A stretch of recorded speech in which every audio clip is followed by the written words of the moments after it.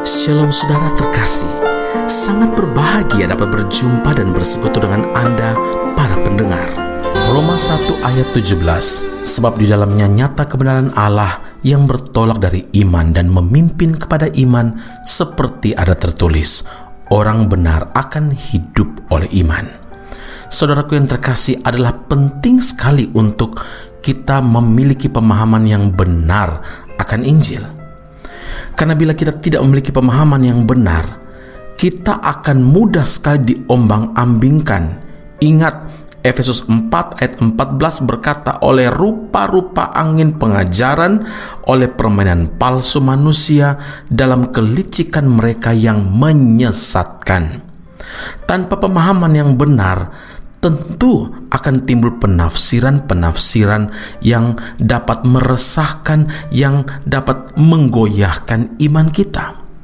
Saudaraku, setiap firman Tuhan yang tertulis dalam Injil bukan untuk ditafsirkan dengan sembarangan, dengan mengandalkan kepandaian otak, kepintaran kita saja, melainkan untuk dipercayai. Ya, jadi siapapun yang sungguh-sungguh percaya dan yakin akan kebenaran firman Tuhan pasti selamat.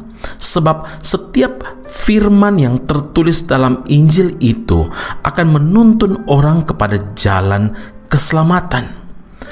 Orang dapat saja mendengar berita Injil berkali-kali, tetapi bila dia tidak percaya dan tidak mau melakukan yang Tuhan perintahkan lewat firman-Nya, dia tidak akan pernah menerima keselamatan itu. Karena itu saudara, hendaklah kamu menjadi pelaku firman, Yakobus 1 ayat yang ke-22, dan bukan hanya pendengar saja, sebab jika tidak demikian, kamu menipu dirimu sendiri. Saudara, seorang yang memiliki pemahaman yang benar terhadap Injil akan melandaskan hidupnya pada kebenaran firman Tuhan. Karena itu sangatlah penting untuk memiliki pemahaman yang benar, pemahaman yang sesuai dengan firman Allah, dalam konteks yang benar, sesuai dengan firman Allah.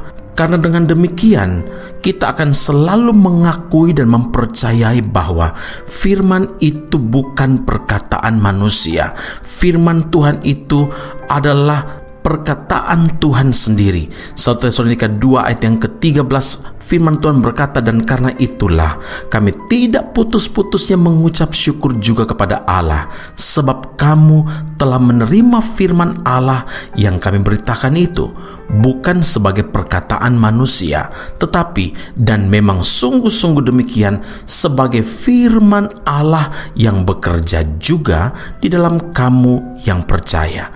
Saudaraku, Injil dapat menyelamatkan orang percaya, karena Injil yang memimpin kita untuk berjalan dalam kebenaran Allah.